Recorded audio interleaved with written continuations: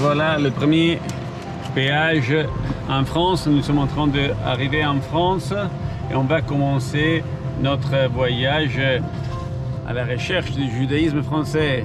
On va vers Nice. À bientôt, cher ami.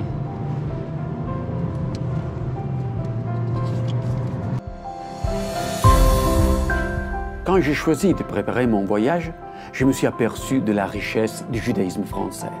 Partout, il y a eu, et il y a encore aujourd'hui, un patrimoine cultuel et culturel qu'il faut absolument découvrir et faire connaître.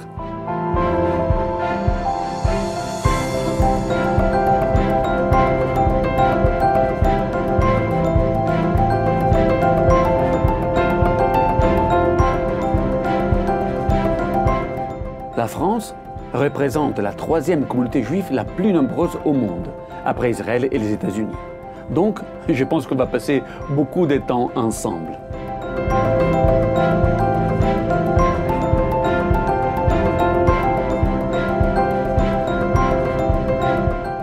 Je commence mon voyage. Je suis italien. Italiano. Voilà, je pouvais commencer de quelle ville?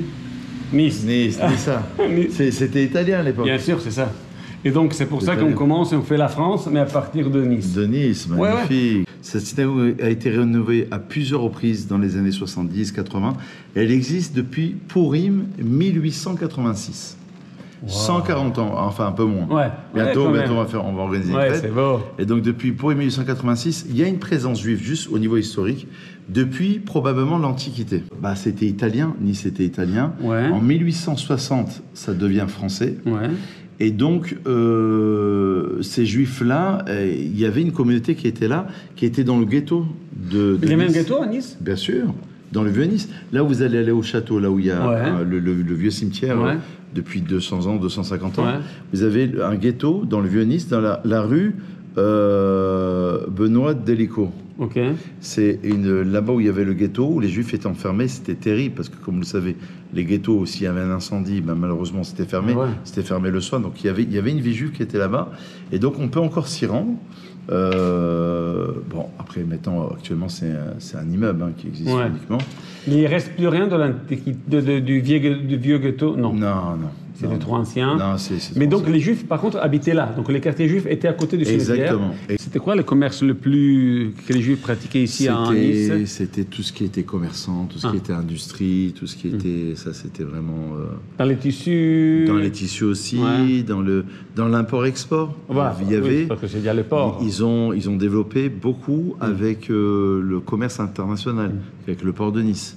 Donc, à la frontière avec l'Italie, on se plonge dans la vie d'une communauté très ancienne. À travers les documents conservés, on peut entrer dans la vie juive dans les siècles.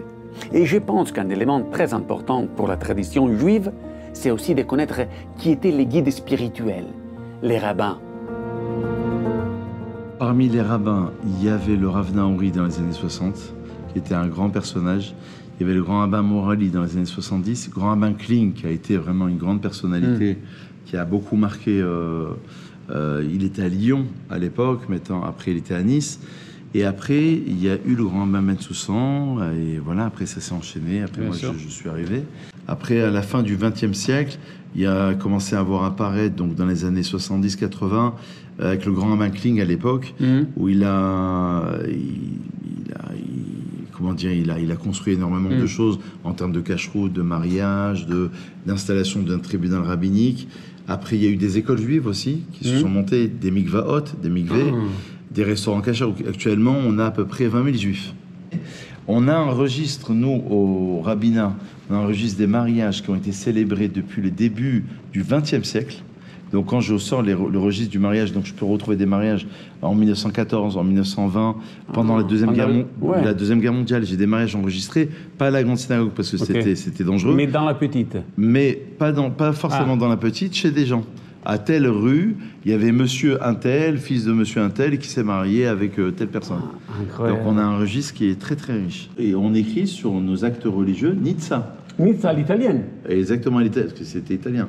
Alors ici vous avez le Eichal, un très très beau Eichal, avec plusieurs secrets Torah. Donc là vous avez, vous voyez, ça a été vraiment décoré de manière incroyable. Et après, vous avez toute une pièce plusieurs sifrei Torah qui sont à l'intérieur. Au niveau de yeshiva ou des études ici... Vous avez un kollel tenu par le Rav Merli depuis une cinquantaine d'années. Depuis à peu près une cinquantaine d'années, vous avez une dizaine de avrechim, donc de gens qui étudient toute la journée. Et donc depuis Marseille, le seul endroit où on étudie la Torah toute la journée, c'est Nice. C'est ça que j'aime, les petites histoires. Comme par exemple les actes de mariage. Parce que c'est à travers la vie quotidienne qu'on peut connaître l'histoire d'une ville et sa communauté. Si on parle du présent, on ne peut pas quitter Nice sans aller chez le Fonds social juif unifié. Ils font des actions très importantes et nécessaires pour la vie quotidienne des familles juives.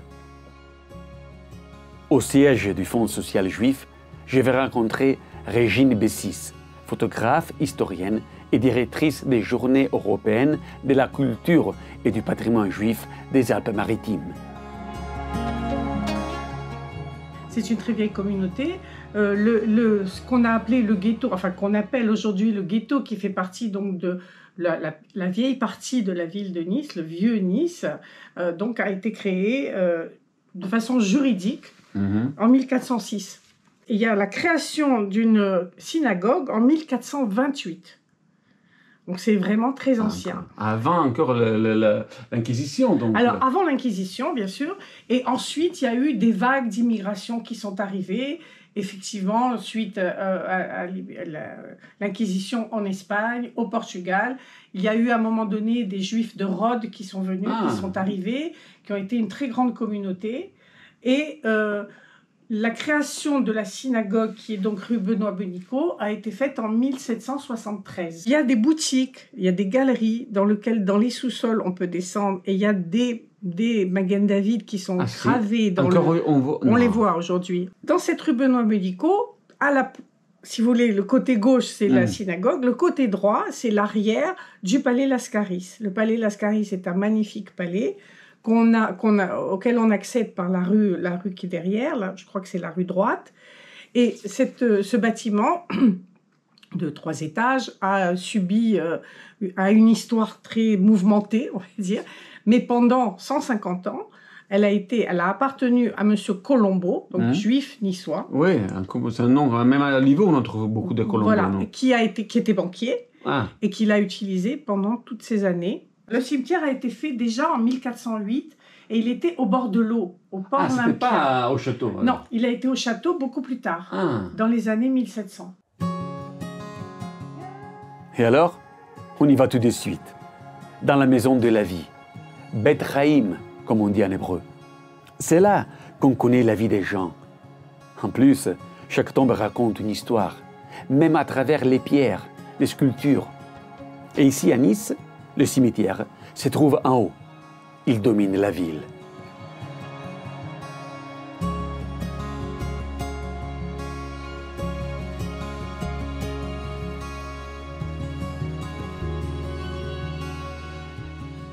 Oui, salut Serge. Très heureux. Enchanté vraiment. C'est un plaisir d'être à Nice.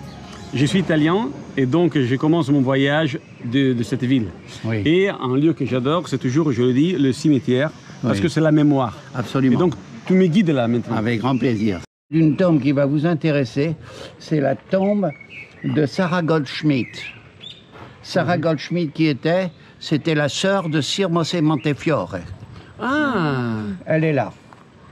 Elle est là, Montefiore, c'est celui qui a créé le quartier Montefiore à Jérusalem. Absolument. Une chose importante, c'est que ce cimetière, d'abord, Nice était une ville de refuge pour les Juifs. Une ville de refuge. Il y a environ 28 nationalités différentes de Juifs exilés. Josué Margalite, c'est le rabbin du ghetto. Quand il est arrivé, pour la petite histoire, c'était un chassid. Ouais. Et ici, il fallait pas trop être rigoureux. Et il a dit, je veux comme ça, comme ça, comme ça. Et puis par la suite, il s'est fait beaucoup aimer, beaucoup apprécier. Alors ça, c'est la famille de Camando. C'était des Juifs qui ont fui l'Inquisition. Des grandes familles, comme par exemple Van Cleef, créateur de la maison de bijoux, des rabbins, des hommes et des femmes et même des artistes. Il est enterré aussi le créateur d'Astérix et Obélix, René Goscinny. On termine avec quelque chose de très moderne mais très important pour la musique. Oui, exact. Tout à Raconte-moi. fait. Alors ici, vous avez la tombe de Elias Mosley. C'était des Juifs de Liverpool, c'était des banquiers également. C'est eux qui ont construit le cimetière de Dean Road à Liverpool. Il n'y avait pas de cimetière juif. C'est eux, avec leur argent, qui ont construit un cimetière juif en plein cœur de Liverpool. Mais pour la petite histoire, le petit cousin qui s'appelait Epstein, son prénom, je ne me souviens plus, c'était un jeune qui aimait la vie et qui allait dans les caves écouter les musiques de groupes qui se montaient. Et il est tombé sur le groupe qui est devenu les Beatles. Donc lui, il a découvert les Beatles. Il a découvert les Beatles, c'est lui qui les a lancés dans le monde entier. C'était leur partenaire, c'était leur manager. Et McCartney a dit une chose vraie. Il a dit, nous sommes 4, mais le 5e, c'est Epstein, le 5e Beatles. En passant devant les tombes, j'imagine même les visages de chaque personne. Et selon leur métier, je les vois même au travail. J'écoute un cours de Torah, je vois composer une histoire d'Astérix, je regarde un bijou, j'écoute une musique des Beatles, un monde entier. Et pour rester parmi les grands personnages, à Nice, il y a un musée exceptionnel, d'un artiste parmi les plus connus au monde, un juif, Marc Chagall. Ciao Geidig. Bonjour Itzhak. Enchanté vraiment d'être ici. Et merci de m'avoir accueilli dans ce musée, Marc Chagall. Donc, raconte-moi quelque chose de ce musée. Alors c'est un musée exceptionnel parce que déjà on fête les 50 ans du musée. Regardez ici, on voit bien, voilà, les 50 ans du musée Marc Chagall. En fait, il a été inauguré le 7 juillet 1973. Et c'est le premier musée monographique qui a été inauguré du vivant de l'artiste. Donc Chagall était déjà très âgé, il avait 86 ans et il a été là pour accompagner le projet de création du musée. Et ça a été inauguré donc, le jour de son anniversaire. Et Chagall, il a vécu très longtemps. Quelle émotion! Je vais lire la Torah à travers ces tableaux. Alors là, on est devant une œuvre magnifique. C'est le vitrail de la création du monde. Donc effectivement, c'est une œuvre monumentale et qui est magique parce qu'en fait, elle est orientée plein est. Donc chaque matin, il y a le soleil qui vient s'engouffrer en haut et qui vient illuminer cette verrière. Une lumière que j'ai retrouvée dans chaque œuvre. Des tableaux de taille énorme qui racontent la Torah. Je n'ai pas pu montrer ces tableaux pour une question de droit d'auteur, mais c'est l'occasion pour y aller. Quelle visite et quelle histoire! Pas mal comme première étape de mon voyage. En quittant Nice, je quitte une partie de l'Italie, mais mon cœur s'est enrichi et la Provence m'attend.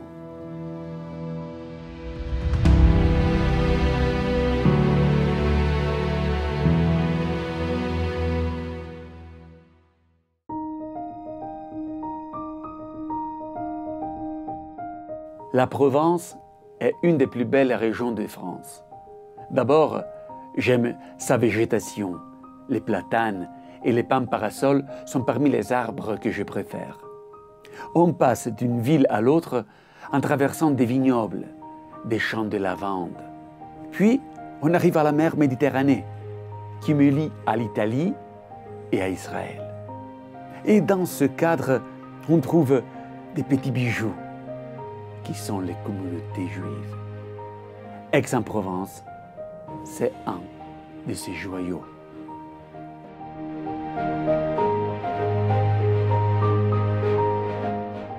Ciao Hervé, merci de m'avoir accueilli ici à Aix-en-Provence. C'est le sud de la France, là, où il y a une histoire juive très très importante. Et tu m'as promis un voyage dans l'histoire aujourd'hui. On se trouve là au monument Joseph Sec. Et c'est ça, je ne me rappelle plus, C'est l'unique monument resté... Qui est resté de la Révolution. Française en France? En France. C'est l'unique? L'unique. Et il y a une phrase importante à dire, non? Qui se trouve sur la façade. La phrase est la suivante. Fidèle observateur de ces lois admirables qu'un Dieu lui-même a daigné nous dicter, il faut noter le nous. Qui c'est ce nous? Chaque jour à mes yeux sont plus aimables et je mourrai plutôt que de m'en écarter. Sorti d'un cruel esclavage, il y a la présence de Moïse. Je n'ai d'autre maître que moi, mais de ma liberté je veux faire usage que pour obéir à la loi. Vous, habitants de la terre, nation, écoutez la loi. Il faut savoir qu'au XVIIe siècle, au XVIIIe siècle, un peu libérés de l'influence de l'Église catholique, les intellectuels, les penseurs français qu'on appelle les Lumières, le siècle des Lumières, et l'élite même noble, s'intéressent énormément à l'Ancien Testament et au judaïsme. La preuve, les pièces de Racine, Athalie, Esther, la preuve, La Fontaine, qui s'intéressait. La Fontaine, il avait une lubie, même à la cour de Versailles, on se moquait de lui, parce qu'il disait à tout le monde, est-ce que tu as lu Baruch? Il faut à tout prix lire Baruch. Baruch, c'est un des petits prophètes. Ah oui? Oui. Et ces intellectuels ont pensé que dans le code, la loi de la Bible, il y avait une forme de gouvernement à utiliser. Ils ont été influencés par Léon de Modène. Ah oui, je connais bien, le Vénitien, le rabbin de... Voilà. Ils ont été influencés par... Et à cette époque-là, il y avait énormément de livres intitulés « La Constitution des Hébreux ». Donc la Constitution de la Bible a influencé la Révolution française et la création d'une Constitution française. C'est un exemple important pour montrer comment la Torah, la Bible, a toujours influencé même la vie politique et juridique des pays. Et maintenant, on se dirige vers le cœur de la ville, où les Juifs habitaient.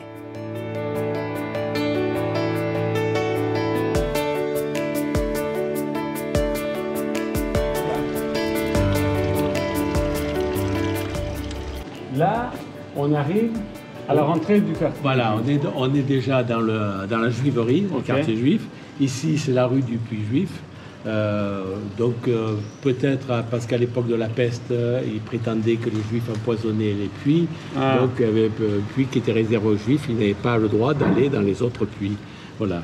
Donc, au Moyen-Âge, on pense qu'à peu près 15% de la population de la ville d'Aix était juive. On ne sait pas exactement, mais c'est approximatif. Et le quartier juif est très grand. On va passer successivement dans la rue des Guerriers, la rue des Cordeliers, la rue de la Verrerie. Mais Verrerie, ça n'a rien à voir avec le verre, c'est le diminutif de vieille juiverie. Voilà. Dans la rue Le Massel, c'était la boucherie juive.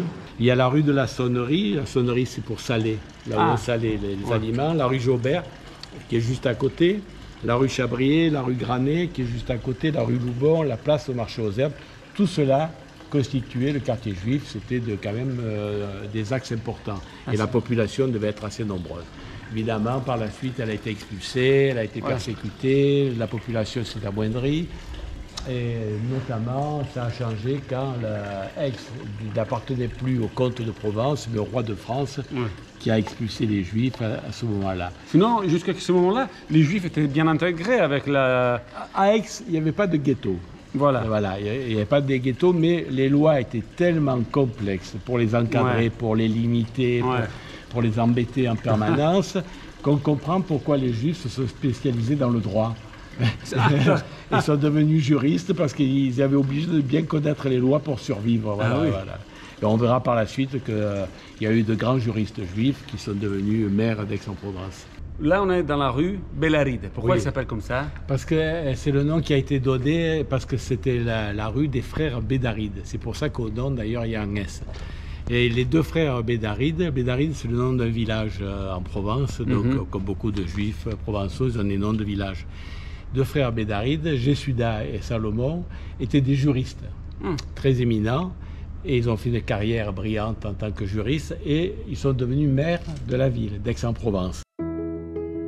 Ça arrive souvent dans l'histoire des Juifs que malgré les restrictions et les persécutions qu'ils ont dû endurer, ils ont occupé des postes importants dans de nombreux secteurs. Le savoir est une richesse recherchée par toutes les personnes intelligentes.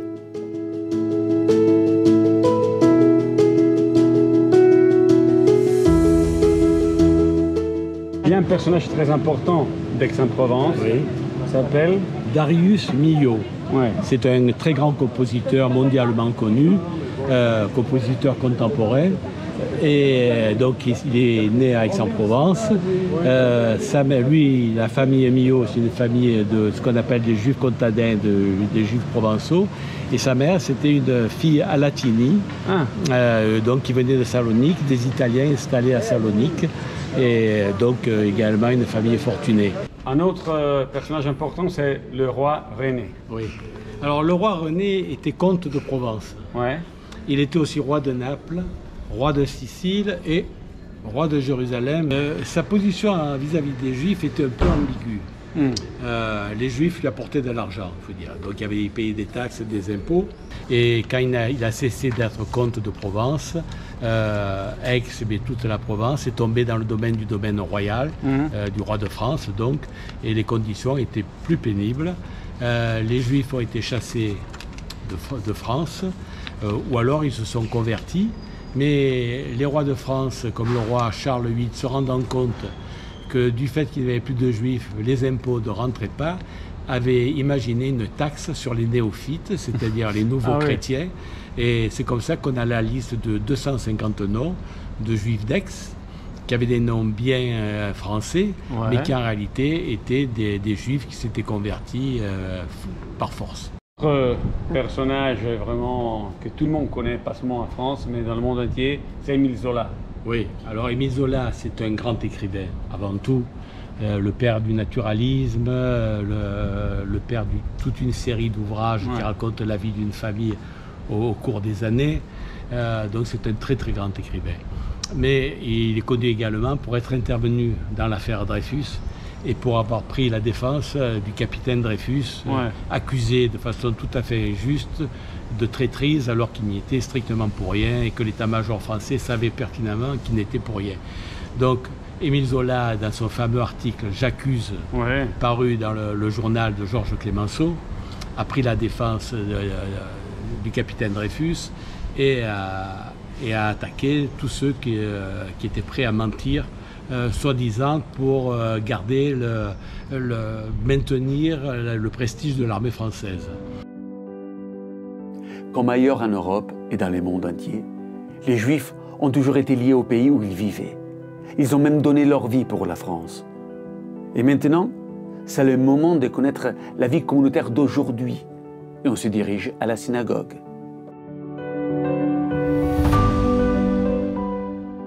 Enchanté. Merci de m'avoir accueilli. Vous êtes le rabbin Valency. Exactement, je suis le rabbin Valency, je suis le rabbin d'Aix-en-Provence. Depuis maintenant, ça va bientôt faire 2 ans que je suis à Aix-en-Provence. Et qu'est-ce que vous pouvez me raconter de la communauté juive d'Aix-en-Provence? Alors, la communauté des Juifs d'Aix-en-Provence est en réalité une communauté qui a une histoire très ancienne, même si la communauté actuelle est une communauté qui n'a pas une aussi grande histoire, puisqu'il y a beaucoup de gens qui sont venus d'Algérie notamment, donc de Constantine, de Batna notamment, et qui se sont donc installés après les événements donc de 62 en France et à Aix-en-Provence, notamment sous l'impulsion d'un rabbin qui s'appelait le rabbin Désiré Elbez, qui était déjà rabbin à Batna et qui a pris toute sa communauté pour venir s'installer à Aix-en-Provence. Un rabbin notamment très très connu qui a eu une grande correspondance avec le rabbin Chaim Yosef David Azoulay, celui qui est connu sous le nom du Chida, parce qu'il n'était pas d'accord avec lui. Voilà, c'était le rabbin. Alors ici, on l'appelait le rabbin Mardoché Crémieux, mais il est plus connu sous le nom de Mordechai Carmi, et il a écrit un ouvrage qui s'appelle le Mahamar Mordechai, qui, après donc, son décès, est cité de nombreuses fois dans les décisionnaires de la génération suivante. Alors, il y a une chose très importante que tu m'as dit au niveau aussi de la pratique des traditions. Oui, je te disais que la Provence est une terre de Torah, une terre où on a diffusé la Torah, et on a diffusé la Torah dans le monde entier jusqu'à aujourd'hui. Il y a même des traditions qu'on fait aujourd'hui, comme les rabbins de Provence. Et notons par exemple le fait que sur le plateau du Seder à Pessah, tout le monde aujourd'hui va mettre sur son plateau le 0A, donc l'os, et également l'œuf dur. Eh bien, la première référence à cela se trouve dans les écrits de Rabbi Yitzhak ben Abba Mari de Marseille.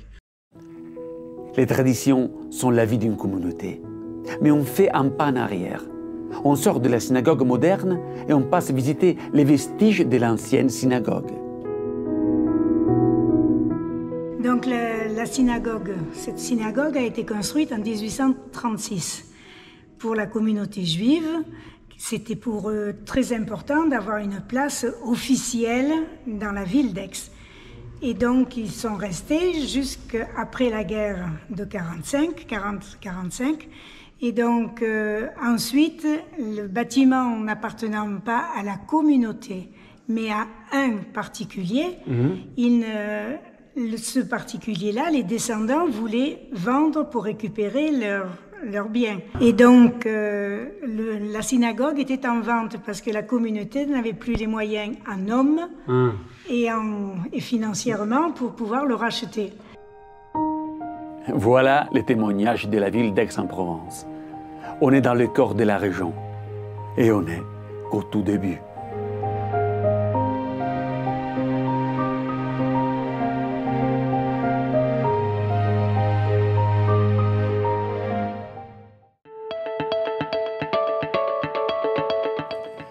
J'aime beaucoup aller visiter les villages ou les petites villes, où il y avait quand même une vie juive importante. Si on se laisse emporter par les histoires de l'époque, on a l'impression de voir ces habitants marcher dans les petites rues étroites du quartier juif et de la ville. Ciao Julie, on est à Pernes-les-Fontaines, en Provence. C'est ça. J'ai découvert un village vraiment que je ne connaissais pas du tout, donc magnifique, et où il y a aussi une histoire juive. Et en plus, il y a des choses intéressantes à découvrir ici. Tu m'as dit qu'il y a un secret, non, pas un secret, comment on dit ? Une surprise. Voilà, on a une surprise ici. Qu'est-ce que c'est ? Alors, cette surprise, c'est une charte de 1504 qui, en fait, a créé le quartier juif de Pernes. On sait qu'il y avait une communauté juive à Pernes dès le XIe siècle. 11e siècle. Oui, on a retrouvé des traces dès le XIe siècle. Et on sait également qu'au début du XIVe siècle, il y avait 22 membres dans cette communauté. Cette communauté était parfaitement intégrée, exerçait toutes sortes de métiers, etc. Mais il y a eu différentes tensions, des violences, etc. Et la population chrétienne, à plusieurs reprises, a demandé au recteur du pape, puisqu'ici on est en terre papale, d'expulser les Juifs. Mais les recteurs ont toujours refusé. Voilà. En 1504, pour trouver, on va dire, un compromis, la communauté juive et les recteurs décident les recteurs surtout, décident d'installer tous les Juifs de Pernes dans une seule rue. Donc, c'est la création de la carrière. Et il y avait aussi une synagogue, alors il y avait une synagogue avant la création, on va dire, du quartier juif, qui a été détruite en 1322 par le pape Jean XXII.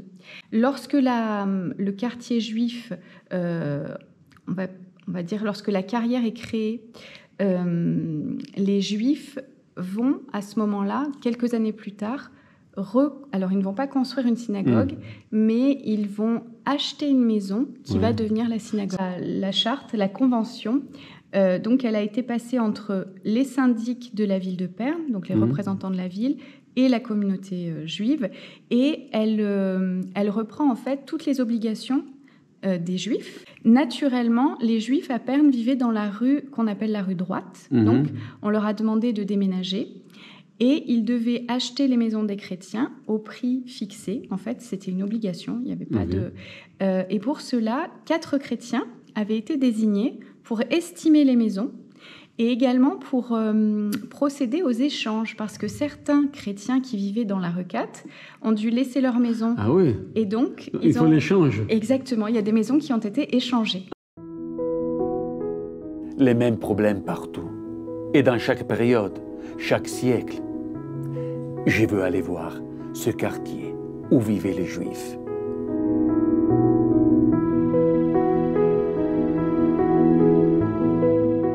Là, nous sommes... Alors, nous sommes sur la place de la Juiverie, vraiment dans la carrière, en fait, de 1504. Et pour vraiment qu'on ait l'idée de la physionomie de la rue à l'époque, eh bien, l'aménagement, vous voyez, reprend la forme de la rue.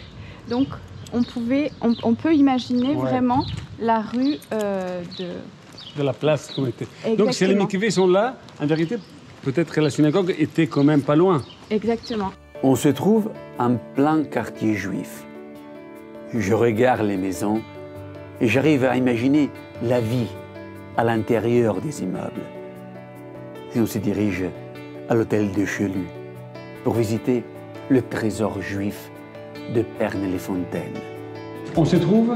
Alors, on se trouve dans la cour de l'hôtel de Chélus, et cet hôtel particulier, il a une histoire incroyable, parce qu'il a failli être détruit, et le mikvé qu'on a découvert par la suite aussi, parce que cette maison, elle était à l'abandon, il y avait une partie ici qui était complètement écroulée, et la maison avait été vendue à l'office HLM, donc pour construire des petits immeubles, des petits logements.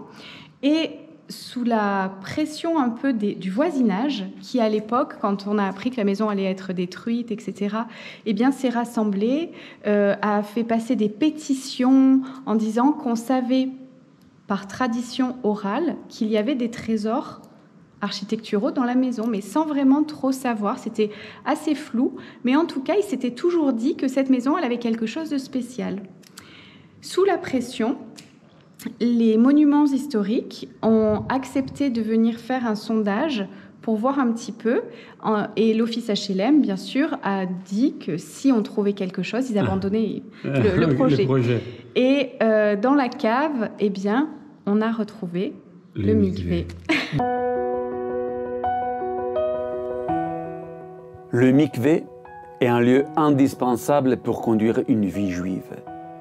Il est nécessaire pour les hommes, pour les femmes, pour purifier les ustensiles. Et si on trouve ça dans une ville, c'est l'épreuve irréfutable de la présence d'une communauté juive.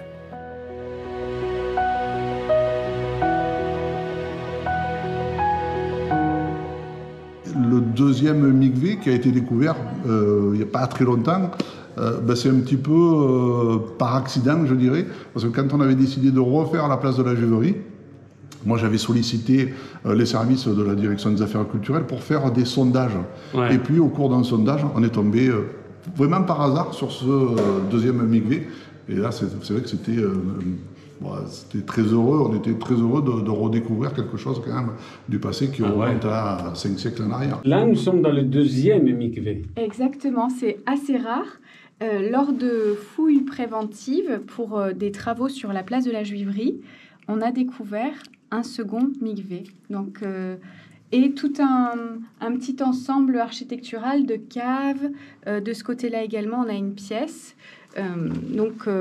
C'est assez incroyable parce qu'il y a très peu de lieux où on retrouve deux mikvés qui sont des petits mikvés, probablement rattachés à des maisons particulières et pas à une synagogue. C'est ça.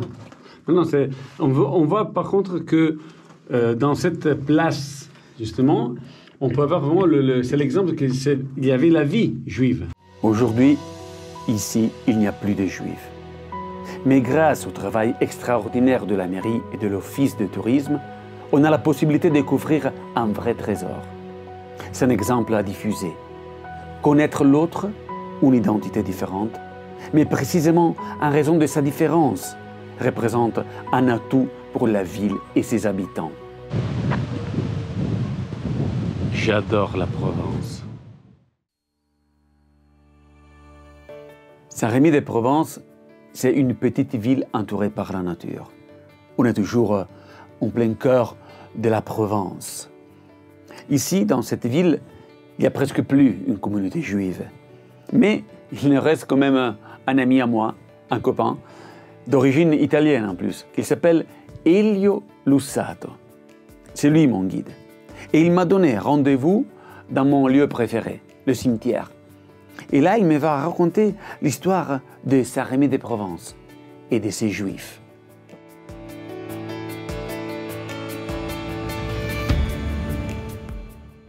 Au Moyen-Âge, dans les années 14-15e siècle, il y avait une grosse communauté juive à Saint-Rémy. Et cette communauté, elle était très prospère. Ils travaillaient beaucoup la graine, ils étaient religieux. Il y avait une synagogue, mais comme il y a un cimetière, forcément, il y avait une synagogue, mais il n'y a plus de traces. Il y avait des boucheries cachères. Donc c'était une vraie vie juive. Une vraie vie juive au Moyen-Âge. Ouais. Et puis, comme beaucoup à cette époque-là, tous les Juifs ont été chassés. Et ce cimetière n'était pas clôturé, il était fermé, il était ouvert. Ah, il n'y avait pas de mur? Non, il n'y avait pas de mur. Et les siècles ont passé. Après, dans les années 1800, les Juifs sont revenus dans le Napoléon. Ah, oui, avec Napoléon. Les Juifs sont revenus et se sont réinstallés, mais pas religieusement. Ah. Donc il n'y avait plus de synagogue, il n'y avait plus de mikvé, il n'y avait plus rien. C'était comme ils appelaient les Juifs assimilés. Ah. Donc ils avaient changé leur nom parce qu'à cette époque-là en France, vous savez, ils prenaient le nom des villes où ils étaient, comme Millau, Carcassonne, Caen dans le nord-ouest, etc., etc. Les Juifs étaient installés en centre-ville. Il n'y a pas de traces d'une synagogue. Mais en 1791, Aaron et Yehuda Millau et David Carcassonne ont demandé aux administrateurs de pouvoir ouvrir une synagogue dans un appartement, qui fut accordé. Saint-Rémy-de-Provence, c'est la ville natale de Michel de Nostradamus. Ses grands-parents maternels et paternels étaient d'origine juive. Mais la famille plus illustre est sans doute la famille Millau. Joseph, Moïse, Alphonse, Daniel, Albert, Edmond, ils ont exercé dans tous les domaines. Commerce, journalisme, littérature, etc., etc., etc.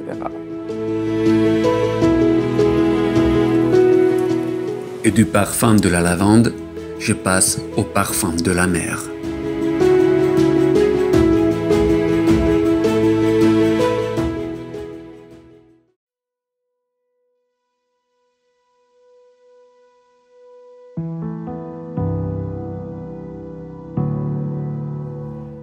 Avant de reprendre le voyage dans les centres de la région, je sens le besoin d'aller au bord de la mer, à la rencontre de la capitale du sud de la France, Marseille, une ville que j'aime beaucoup parce qu'elle me rappelle deux villes italiennes, Gênes et Naples.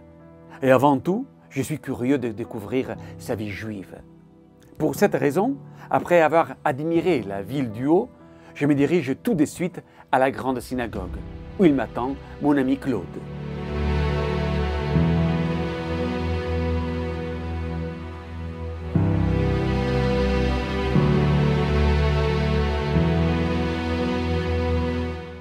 Alors, ciao Claude. Ciao.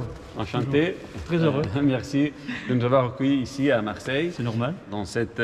Et on commence par la synagogue déjà, la grande synagogue de Marseille. Vous êtes ici dans le plus grand monument et le plus vieux monument existant actuellement dans la ville de Marseille, lié au judaïsme. Cette synagogue a été construite en 1864 dans la foulée des autres synagogues françaises sous Napoléon III, en particulier les grandes synagogues de Paris que vous connaissez. Ouais. Et ce qui a inspiré l'architecte de cette synagogue, c'est la synagogue de Notre-Dame de Nazareth. Revenons au début. Au début, les synagogues marseillaises se trouvaient perchées dans différents quartiers de la ville. Il y avait un ghetto ici? Il n'y avait pas jamais? de ghetto, il n'y a jamais eu de ghetto fermé, jamais. Il y a eu des quartiers juifs avec toutes sortes d'activités très spécifiques aux juifs et qui étaient des activités qui étaient en général liées au port. D'ailleurs, l'implantation des 2-3 synagogues, 2 assurément, on a la trace, la troisième, elle est supposée, mais on commence à en avoir des traces. Les 3 synagogues se trouvaient sur une des rives du Vieux-Port. Ces synagogues-là remontent au Xe siècle, XIe siècle. Ah, pas mal. Voilà, sachant que la première communauté qui est arrivée ici est arrivée de Clermont-Ferrand, quand l'archevêque de Clermont-Ferrand a chassé ces juifs au 5-6e siècle. Chose curieuse, le pape Grégoire le Grand, au 7e siècle, j'allais dire il a téléphoné, il a appelé, enfin il a envoyé une missive à l'évêque Théodore de Marseille et à l'évêque d'Arles en leur interdisant d'embêter les juifs, parce qu'ils avaient commencé à vouloir les convertir, etc. etc. Les juifs ont, pendant tout le 11e, 12e, 13e et 14e siècle, on va aller jusqu'en 1501, étaient protégés ici parce qu'on était dans la provincia des provincia. Je ne sais pas comment on dit en italien. Oui, la provincia de la provincia. C'était la Provence. Ah ouais. C'est pas un hasard. Les Romains ont appelé la Provence la Provence. C'est pas un hasard. C'est-à-dire que même pour les Romains, quand ils sont venus, c'est eux qui ont donné le nom de la Provence. Petit à petit, on se rapproche de la Révolution française. La légende française, centraliste parisienne, veut que c'est à partir de la Révolution que les Juifs ont été rendus libres, etc., etc. Or, à Marseille, c'est en 1793 qu'un ensemble d'Espagnols, d'Italiens, de gens de Grèce, d'îles grecques, etc., sont venus à Marseille et ont unilatéralement constitué une communauté comme ça, sans rien dire. Or, c'était sous Louis XVI. On leur disait rien. Qu'est-ce qu'ils ont fait? Ils ont signé des actes, acheté un cimetière, créé une synagogue. À partir de l'évacuation de la synagogue de la rue Grignan, les Juifs sont disséminés dans la ville, dans d'autres petites synagogues intimes ou dans des domiciles, etc. Et la ville demande à ce qu'il y ait un concours qui soit lancé. Et 2 architectes se présentent au concours. Un architecte marseillais très connu qui s'appelle Corso, qui a fait des monuments haussmanniens ici, et un autre architecte qui a été recommandé par le consistoire central, ou je ne sais pas l'origine exacte, mais vraisemblablement ça venait d'en haut, qui s'appelait Salomon Nathan. Les inspecteurs des édifices diocésains, parce que tout ça dépendait encore, il n'y avait pas de séparation de l'Église et de l'État, tout ça dépendait encore des édifices diocésains. On n'était pas encore dans la séparation. Ces inspecteurs ont demandé à voir les plans, ils ont critiqué les plans des 2, ils ont repoussé le plan de Corso. Et le plan de l'architecte, Nathan, a été retenu avec cette architecture romano-byzantine. C'est celle où vous êtes. Présente. Quel travail! Dans le passé, il y avait un goût particulier dans chaque métier. Les personnes étaient capables de mettre en valeur la beauté, même dans les lieux de culte. Je ne bougerai plus d'ici, mais notre ami m'attend. Ciao Emmanuel. Ciao. C'est sympa d'être ici à Marseille. Et tu es un expert de la vie juive de Marseille, de l'histoire, etc. Donc, qu'est-ce que tu peux me raconter? Moi, je veux toujours des histoires un peu spéciales, particulières, pour rentrer dans la vie et du passé, du quotidien. Mais qu'est-ce que tu penses que c'est intéressant de donner comme information? En fait, elle est surtout singulière par sa grande diversité de communautés qui la forment. Alors, je ne parle pas tant du fait qu'il y a une 60aine de synagogues, de nombreux mikvaot, donc de bains rituels, de très nombreux restaurants, il y a des boulangeries, donc on a tout ce qu'il faut pour vivre de manière cachère, mais surtout par la diversité des origines. En fait, on a des juifs qui, de très longue date, se sont installés dans cette ville, qui connaît une existence quasi ininterrompue de judaïsme depuis le 1er siècle de l'ère chrétienne, puisqu'on parle déjà des Juifs à l'époque romaine installés à Marseille. Ensuite, Benjamin de Tudel parle également des Juifs au 12e siècle, puisqu'il est vers 1165 dans la région. Donc ce rabbin explorateur navarrais qui traverse toute la Provence et qui ensuite va jusqu'en Orient. Et ben, il parle de ces communautés qu'il croise, et notamment à Marseille. Il nous dit qu'il y avait 2 communautés, des synagogues, des grands maîtres. On a par exemple un des Thibonides qui s'était installé à Marseille, qui est même mort, Samuel Ibn Thibon. La centralisation des communautés juives dans la ville n'est plus la même aujourd'hui par rapport à il y a un siècle. En fait, le quartier vraiment où se trouvaient les Juifs avant la Shoah était principalement autour du Vieux-Port. Et c'est pour ça qu'on a parlé des rafles du Vieux-Port et de l'Opéra en janvier 1943, où plus d'1 millier de Juifs ont pu être saisis un jour de Shabbat, parce qu'ils étaient tous rassemblés sur un périmètre particulièrement resserré. Et au niveau aussi des yeshivot, il y a des yeshivot ici à Marseille, vraiment que... Oui, alors c'est principalement dans un quartier qui est assez orthodoxe, avec des grands maîtres qui ont été connus à une période, comme le Rav Cohn. On a aussi des kolélim, donc pour des gens qui sont mariés mais qui continuent d'être avrechim, c'est-à-dire d'étudier à côté de leur métier.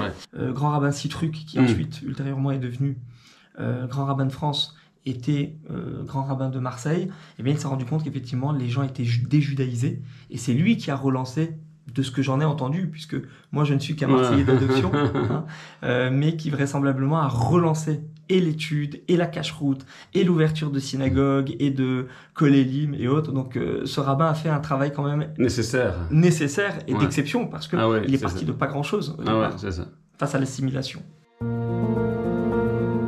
Donc, les séfarades ont eu et ont toujours un rôle très important dans la communauté de Marseille. Entre 1960 et 1970, toutes les communautés d'Afrique du Nord ont été rapatriées vers la France. Donc, et toutes passent bien sûr par Marseille. Et nous sommes arrêtés à Marseille. Et donc, depuis 1962, aussi bien toute la famille et tous ceux qui sont là, pratiquement sont des anciens de Marseille. Bon. Mais il y a des communautés qui sont venues du Maroc, de la Tunisie et d'Algérie. Nous avons dû constituer grosso modo sur Marseille une communauté actuellement de 80 000 âmes. Et nous sommes la 3e communauté d'Europe. Après Paris et Londres. Dès que la communauté d'Ephraïm a été constituée, nous avons aussi créé le Talmud Torah. C'est très important parce que c'est le fait de transmettre. Or, c'était quelque chose qui était voulu par toute la communauté, se transmettre aux jeunes qui étaient derrière. Donc tout de suite, le Talmud Torah a été créé. La transmission est nécessaire et on peut la faire à travers l'étude et la mémoire. C'est pour ça que je reviens à mon intérêt à faire connaître les cimetières. Et les cimetières de France me touchent pour 2 raisons. Les tombes anciennes, qui nous donnent une idée du nombre de Juifs qui vivaient dans chaque ville de France. Et surtout, les murs des noms, les noms des Juifs qui sont morts dans les camps de concentration. Il ne faut pas oublier.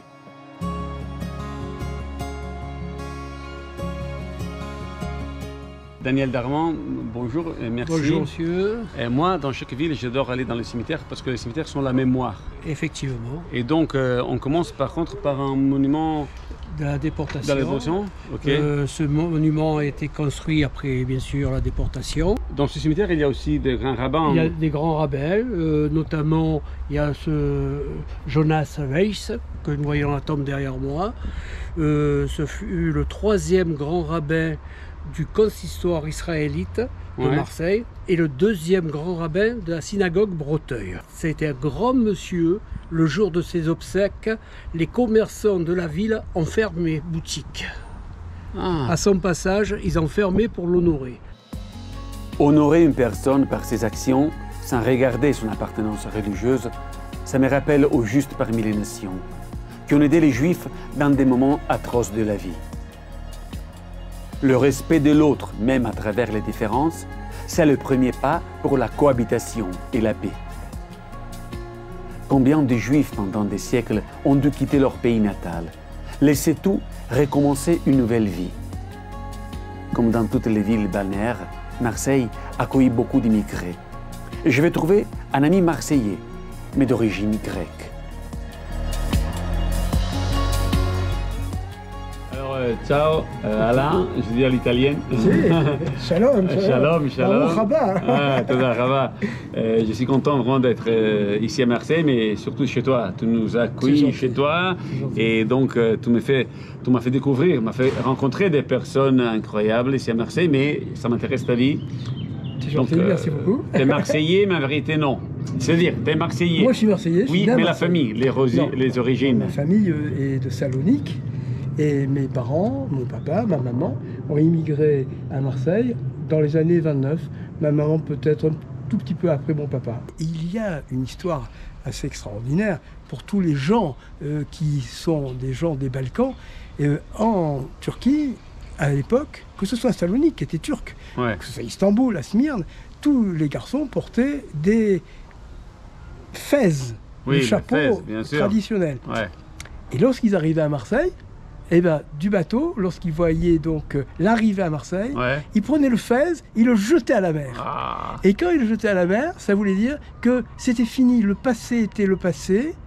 Ce qu'ils avaient vécu dans les Balkans, ils ne le vivraient plus parce qu'il y avait de l'antisémitisme et de la pauvreté.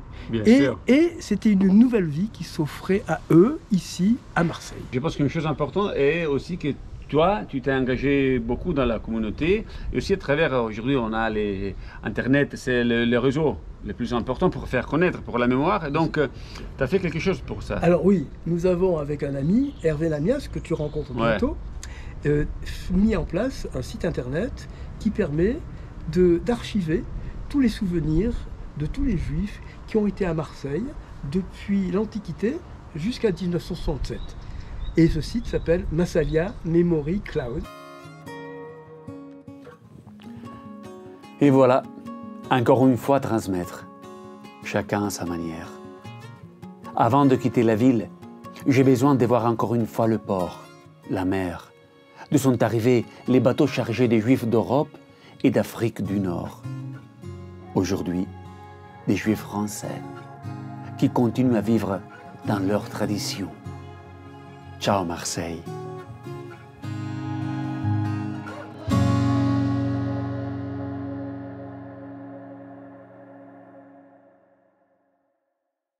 Vai, aprite, vai. Andiamo? Sì, andate dentro. E on va Ed entrate. Adesso dici, aspetta, adesso dici. Oui, dis-moi qu'est-ce que tu dis, comme ça je veux dire... Faut que je monte un peu. quand même. Le général de Gaulle. Oui. Non, je commence, tu me suis. Alors, ciao Claude. Ciao. Enchanté.